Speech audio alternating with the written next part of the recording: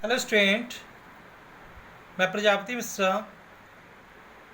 आज class 7 civics के chapter on equality के कल एक टॉपिक्स के बारे में समझाया था। आज ऑन इक्वालिटी के सेकंड टॉपिक के बारे में समझा रहा हूँ। तो कल मैंने क्या बताया था, इस चैप्टर की अगर आप हेडिंग देखोगे ऑन इक्वालिटी, तो इसमें क्या है कि डेमोक्रेसी का मेन जो प्रिंसिपल क्या है, इक्वालिटी, समानता है। मीन्स यहाँ सभी को इक्वल अपॉर्चुनिटी दी गई है। इक्वल अपॉर्चुनिटी मीन्स मैंने कल आपको बताया था सभी लोग समान हैं, कोई डिस्क्रिमिनेट नहीं होता। सरकार की नज़रों में सभी लोग बराबर हैं, कोई बड़ा है और कोई छोटा नहीं है। इसलिए ऑन इक्वालिटी के बेस पर यहाँ यूनिवर्सल एडल्ट फ्रेंचाइजिस को भी दिया गया है। सार्वभौमिक वयस्क मताधिकार, मैंने कल बताया था कि भारत में 18 ईयर्स से अबव सभी लोग वोट दे सकते हैं। उसमें कोई ना कास्ट, ना कलर, ना कोई ग्रीड, ना कोई एजुकेशन, ना इकोनॉमिकल कंडीशन, ना कोई बड़ा ना कोई छोटा, सभी को इक्वल अपॉर्चुनिटी दी गई है। सभी लोगों को वोट देने का राइट है। तो यहाँ क्या देख रहे हैं कि भारत में सभी लोग को समानता का अधिकार दिया गया है और वोट देने का अधिकार दिया गया है। लेकिन अब आगे की चैप्टर के जो आपने पढ़ा होगा इस टॉपिक को, तो इसमें देखा होगा कि क्या इक्वालिटी सभी जगह है।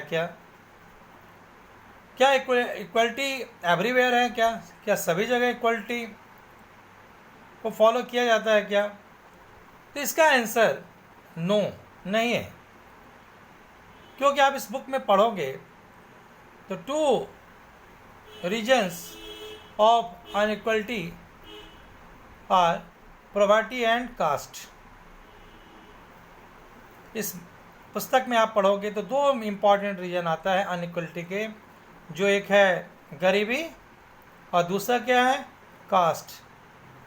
अब हम लोग इसमें देखेंगे, तुम लोगों ने पढ़ा होगा कि एक कांता, एक मेड है, घर में काम करने वाली महिला है, जो दूसरे के घर में जाके काम करती है, लोगों के काम में हाथ बटाती है।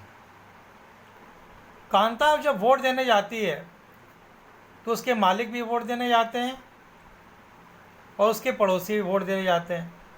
तो कांता को इस बात की बहुत खुशी होती है कि वोट देने के लिए कांता के मालिक भी लाइन में लगे हैं, कांता भी लाइन में लगी है और उनके पड़ोसी को भी लाइन में लगे हैं।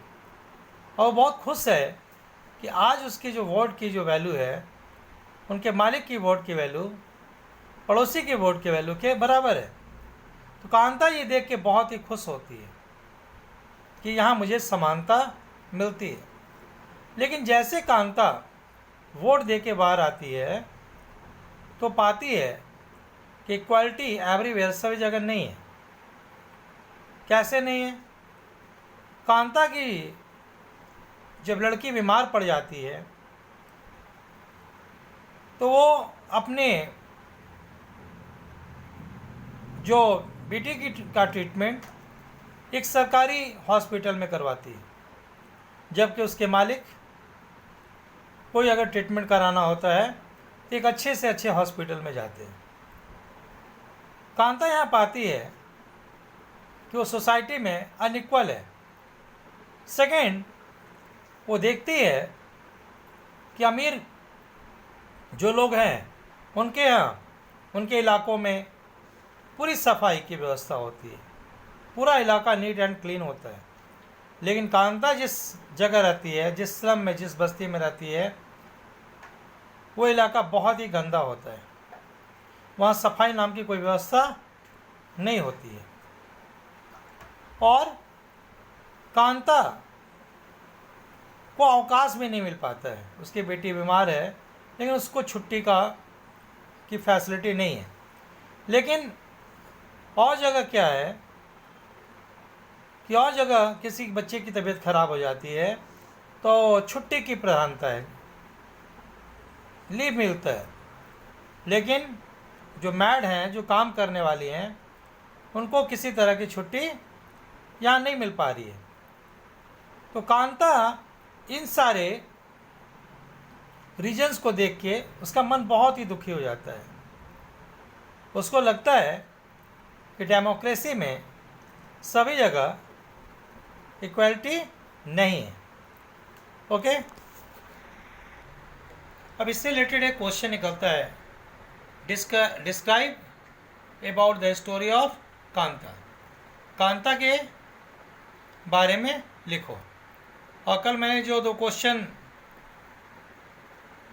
टॉपिक के थ्रू बताया था कि what is the meaning of equality, what do you mean by universal एडेड फ्रेंचाइजेस, और अभी मैंने जो डिस्कस किया कि कांता की कहानी को या कांता की स्टोरी को लिखो। नेक्स्ट पार्ट में हम अगले टॉपिक को बताएंगे। आज इतना ही। Thank you, have a nice day.